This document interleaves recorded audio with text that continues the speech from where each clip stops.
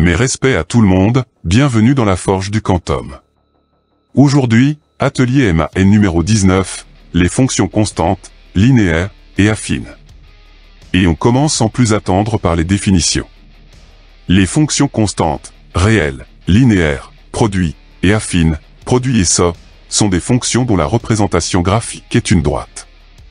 Je t'affiche quelques exemples à droite, et dans la suite de l'atelier, je vais t'expliquer qui est quoi dans ce fouillis de droites qui s'entremêlent et se croisent. Et on commence par les plus simples, les fonctions constantes continues. Une fonction constante est une droite, soit parallèle à l'axe des abscisses, donc perpendiculaire à l'axe des ordonnées, c'est logique, mais je préfère quand même l'afficher devant tes yeux, et que tu me l'entendes dire.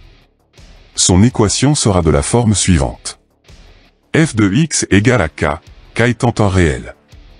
Je t'affiche deux exemples en bas de page, une fonction f négative, en rouge, et une fonction g positive, en bleu. Petite parenthèse informative, l'axe des abscisses a pour équation f de x égale à 0. Ceci explique pourquoi tout point sur cet axe aura une ordonnée nulle, donc une image égale à 0. On va passer à des fonctions constantes un peu particulières, les fonctions en escalier, pas enseignées en début de lycée mais d'une très grande importance en terminale. Une fonction constante par morceau, ou fonction en escalier, est une fonction constante sur des intervalles. Formée de plateaux, appelée aussi marche, la distance entre les plateaux est appelée contre-marche. Bref, c'est le même vocabulaire que celui des escaliers-teurs, les fabricants d'escaliers. Elles sont particulièrement importantes pour la théorie de l'intégrale de Cauchy, vue en terminale et dans les études supérieures. En premier, on définit l'intégrale d'une fonction en escalier en faisant la somme des aires de chaque rectangle formé par chaque marche. En second, on approche une fonction continue par des fonctions en escalier, plus grandes et plus petites. Bref, on encadre la fonction par deux fonctions escalier, une en dessous, donc plus petite, l'autre au-dessus, donc plus grande. Tu verras ça en terminale, dans le module Maths Expert. Cette fonction en escalier n'a pas toujours des marches de la même longueur, ni des contre-marches de même hauteur. À gauche, un exemple de fonction à laquelle tu penses systématiquement quand on te parle de fonction escalier, à droite un autre type de fonction constante par morceau. Il en existe une infinité, Google est ton ami.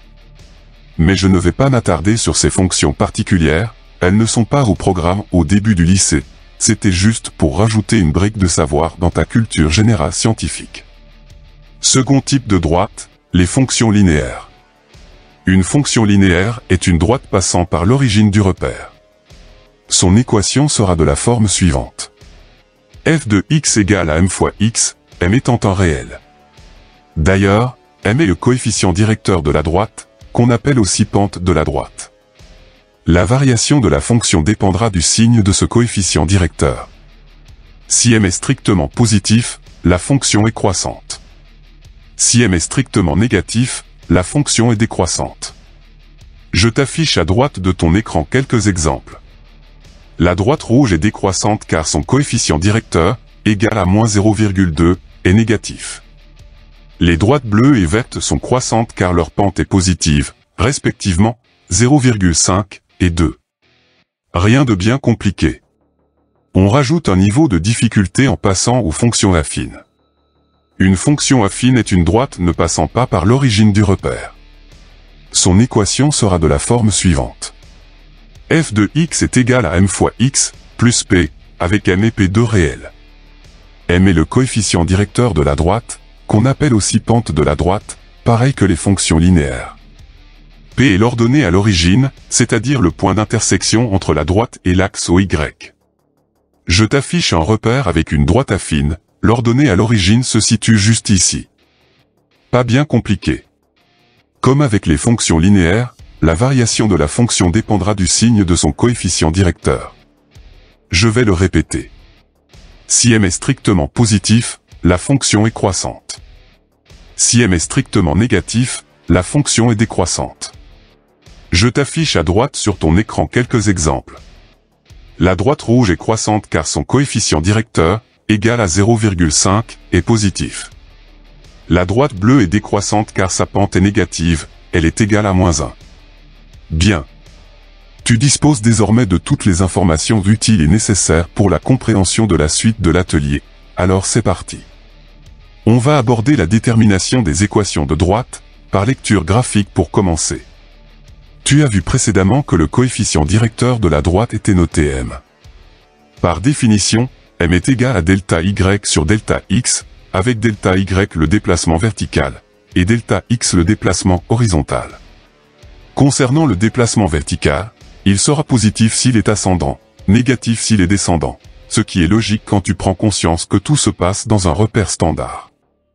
Pour le déplacement horizontal, il sera positif s'il est vers la droite, négatif vers la gauche, tout aussi logique dans un repère standard. Quelques recommandations de dernière minute. Toujours commencer par le déplacement vertical, puis faire le déplacement horizontal. Attention aux graduations des axes, souvent, elles ne sont pas les mêmes entre les abscisses et les ordonnées, et une graduation est parfois différente d'une unité. Bon, tu te doutes bien que je vais te donner quelques exemples, histoire que tu ne restes pas dans le brouillard mathématique. Voici deux droites, et nous allons ensemble déterminer les équations de chacune. On commence par la bleue, notée CF. En premier, je vais choisir deux points appartenant à la droite, en faisant en sorte que leurs coordonnées soient entières, comme le point O, et ce point-là. Le but du jeu est de passer d'un point à un autre en ne se déplaçant que deux fois, la première verticalement, la seconde horizontalement. Je vais partir de l'origine du repère pour aller vers l'autre point. Pour ce faire, je dois monter de 3 unités, donc plus 3, puis me déplacer d'une unité vers la droite, donc plus 1. Le delta y sera égal à plus 3. Le delta x sera égal à plus 1. Comme tu sais que m est égal à delta y sur delta x, m sera égal à plus 3, divisé par plus 1, soit 3. Donc la fonction f, une fonction linéaire car passant par l'origine du repère, aura pour équation f de x égale à 3x. Seconde droite, la violette, notée CG. Comme précédemment, je vais choisir deux points appartenant à la droite, en faisant en sorte que leurs coordonnées soient entières, comme le point O, et ce point-là. Le but du jeu, qui n'a pas changé entre-temps, est de passer d'un point à un autre en ne se déplaçant que deux fois, la première verticalement, la seconde horizontalement. Je vais partir de l'origine du repère pour aller vers l'autre point. Pour ce faire, je dois descendre de 2 unités, donc moins 2, puis me déplacer de 3 unités vers la droite, donc plus 3. Le delta y sera égal à moins 2. Le delta x sera égal à plus 3. Comme tu sais que m est égal à delta y sur delta x, m sera égal à moins 2, divisé par plus 3, soit moins 2 tiers. Donc la fonction g, une fonction linéaire car passant aussi par l'origine du repère, aura pour équation g de x égale à moins 2 tiers de x. Autre exemple, mais avec une fonction affine, la droite CF. Oui, je sais, j'ai peu d'imagination pour nommer les représentations graphiques de fonctions. On refait exactement la même procédure. Choisir deux points appartenant à la droite, en faisant en sorte que leurs coordonnées soient entières, comme ce point-ci, et ce point-là. Le but du jeu, qui n'a toujours pas changé entre-temps, est de passer d'un point à un autre en ne se déplaçant que deux fois, la première verticalement, la seconde horizontalement. Je vais partir du point de gauche pour aller vers celui de droite. Pour ce faire, je dois monter de 2 unités, donc plus 2, puis me déplacer de 4 unités vers la droite, donc plus 4. Le delta y sera égal à plus 2. Le delta x sera égal à plus 4. Comme tu sais que m est égal à delta y sur delta x, m sera égal à plus 2, divisé par plus 4, soit 1/2. L'équation de la fonction sera f de x égale à 1/2 de x, plus p. Pour trouver la valeur numérique de p, il suffira de lire l'ordonnée du point d'intersection, que je matérialise en violet, entre la droite CF, et l'axe OY, c'est-à-dire 2. Donc l'équation de la fonction sera f de x égale à 1/2 de x, plus 2. On reste dans la détermination des équations de droite, mais on embraye sur la méthode qui va utiliser les calculs. Je t'ai montré dans le paragraphe précédent que le coefficient directeur de la droite, noté m, était égal à delta y sur delta x. Ce terme delta représente une différence de valeur. Delta y veut dire différence d'ordonnée, et delta x indique une différence d'abscisse. Soit deux points, grand A et grand B que je choisis n'importe où, mais judicieusement, sur la droite affichée sur ton écran. m sera égal à yb moins yk sur xb moins xa, avec xa et yk les coordonnées du point grand A, xb et yb celles du point grand B. Petit exemple en utilisant la droite affichée. Le point grand A a pour coordonnées 2, 30, grand B a pour coordonnées 6, moins 10. M sera égal à moins 10 moins 30, divisé par 6 moins 2, soit moins 40 sur 4, donc moins 10. f de x sera alors égal à moins 10x plus p. Problème pour cette ordonnée à l'origine, c'est qu'il est impossible de la déterminer graphiquement. L'axe des ordonnées est bien trop court. Fort heureusement, il existe une astuce analytique. Trouver l'ordonnée à l'origine va utiliser l'astuce suivante. Un point qui appartient à une droite a automatiquement ses coordonnées qui vérifient l'équation de la droite. Ça veut dire quoi? Comme grand A appartient à la droite, f de xa, égale à yk, sera aussi égal à moins 10xa plus p.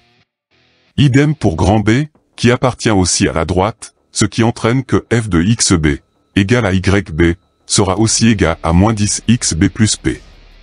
Je te rappelle les coordonnées de ces deux points. Je vais arbitrairement choisir d'utiliser le grand A, en posant yk égale à moins 10xa plus p, donc yk plus 10xa sera égal à p.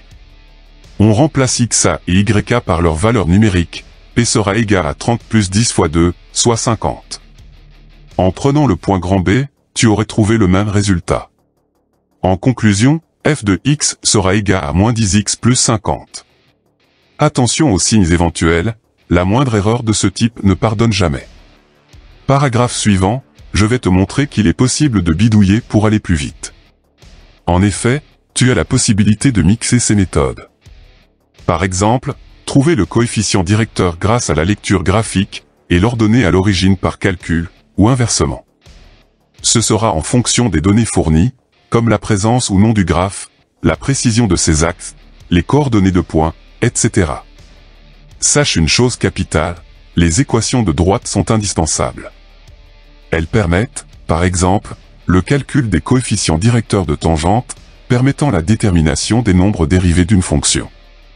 Mais il te faudra aussi les utiliser pour trouver l'équation d'une asymptote oblique à une courbe au voisinage de l'infini. Je te montrerai tout ça plus tard, mais commence dès à présent à travailler sérieusement ces équations de droite pour ne pas te retrouver bloqué la prochaine fois que tu en auras besoin. Je vais terminer ce paragraphe sur les équations de droite par quelques remarques. Si le coefficient directeur est nul, la fonction sera constante, son équation sera f de x égale à k, un réel. Si l'ordonnée à l'origine est nulle, la fonction sera linéaire, son équation sera f de x égale à m fois x, n étant un réel. Si delta x, aussi égal à xb moins xa, est nul, la droite sera verticale, son équation sera x égale xa, égale xb. Si l'ordonnée à l'origine est entre deux graduations, ou hors du graphe, la méthode par calcul devra obligatoirement être utilisée. N'est pas Nostradamus qui veut. Il est possible d'inverser les points pour calculer le coefficient directeur. Donc n sera soit égal à yb moins yk, sur xb moins xa, soit égal à yk moins yb, sur xa moins xb. À toi de choisir quelle formule utiliser. C'est bien beau de déterminer des équations de droite, mais comment en tracer une? C'est ce que je vais te montrer tout de suite. Tu sais, du moins je l'espère, que 2 points suffisent pour tracer une droite. La méthode la plus simple est la suivante. Tu prends deux valeurs de x appartenant au domaine de définition, et tu calcules leurs images par la fonction. Puis, tu places les 2 points sur le graphe, avec x la valeur des abscisses, f de x la valeur des ordonnées. Enfin, tu les relis avec la règle et le crayon. Bien entendu, tu n'appuies pas comme un bourrin sur ton crayon, on doit voir le trait, tu ne dois pas le graver sur la feuille. On n'est plus à l'ère romaine, tu n'écris pas sur des dalles de marbre ou de granit. Et la main ferme, mais légère. Un petit exemple pour que tu vois comment faire. Soit la fonction f de x égale à moins un tiers de x plus 2. Un petit tableau tout simple, une ligne pour x, l'autre pour son image. Je vais choisir des valeurs de x qui évitent trop de calculs, et qui me permettront d'avoir des images entières, tant à faire.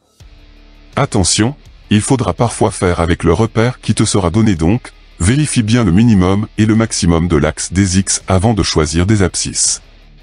Et je te conseille de choisir des points les plus éloignés possibles, ta droite n'en sera que plus juste.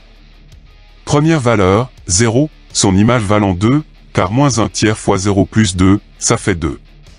Seconde valeur, 6, qui a pour image 0, car moins 1 tiers fois 6 plus 2, ça fait 0. Je vais arbitrairement poser que le point grand A a ses coordonnées, le point grand B celle-ci. Je vais tracer dans ce repère. Je commence par placer le point grand A, de coordonnées 0, 2. Puis le point grand B, de coordonnées 6, 0. Puis je prends ma règle, la mienne est numérique, et je trace la droite sur toute la largeur du graphique.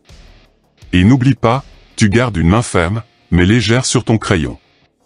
Dernier paragraphe de l'atelier, le traçage des droites par la méthode des escaliers. Ce n'est pas la meilleure façon de tracer une droite, mais tu verras qu'on peut l'améliorer. La procédure est simple. Tu dois dessiner des marches d'escalier, la hauteur correspondra au déplacement vertical, le delta Y, la profondeur correspondra au déplacement horizontal, le delta X. Je t'affiche un exemple sur ton écran avec la fonction f de x égale à 2x plus 2. Un delta Y de 2, flèche verticale rouge, un delta X de 1, flèche horizontale bleue, n étant égal à delta Y sur delta X, ça fait bien 2. Tu te doutes bien qu'il va y avoir des règles à respecter pour ne pas commettre la moindre déviation qui compromettra la justesse du tracé. La première, le départ se fera toujours de l'ordonnée à l'origine, point orange sur le graphe précédent, que je te remets sur l'écran. Ce point est une certitude dans la fonction, il te permettra de ne pas louper ton départ. La seconde, toujours commencer par le déplacement vertical, le delta Y, c'est primordial. La troisième, il te faudra tracer plusieurs marches, en fonction de la place permise par le graphe, au-dessus et en dessous de l'ordonnée à l'origine, afin d'obtenir 2 points les plus éloignés possibles. La dernière, évidente, tracer la droite avec ta règle et ton crayon, toujours avec une main ferme, mais légère. Faire plusieurs marches, c'est long, il faut s'assurer à chaque fois que la marche est conforme à ce que tu dois obtenir. Il existe une méthode de traçage plus rapide, toujours en escalier. Il suffit de prendre des multiples des déplacements verticaux et horizontaux. Au lieu de dessiner 5 marches, tu en feras une 5 fois plus grande, ce qui permet d'aller plus vite, tout en gagnant en précision. Cette méthode est une itération de traçage, l'incertitude, ou l'erreur, de chaque mesure s'additionne, et devient non négligeable après un grand nombre de marches réalisées. De ce fait, plus il y aura de marches dessinées, plus grande sera la déviation. Et la correction ne pardonnera aucun écart de conduite de ta part. Sur ce graphe, toujours avec la fonction 2x plus 2, j'ai pris un delta y de 8, et un delta x de 4, le coefficient directeur étant toujours égal à 2. En superposant les deux graphes, la droite ne change pas, mais il est évident que ce sera moins bon de tracer des grandes marches plutôt que des petites. Je te conseille de tester, tu verras, c'est radical. L'atelier est désormais terminé. Tu as des questions? Tu veux un complément d'information? Rejoins-moi dans l'espace commentaire. Le cours complet en PDF, librement téléchargeable, est disponible dans la description de cette vidéo. Le tutoriel de travaux dirigés intitulé Forge MAN #019, fonction constante, linéaire et affine, est accessible, le lien est en description. Je t'explique comment forger des exercices dans les règles de l'art. À tout de suite. Tchuss.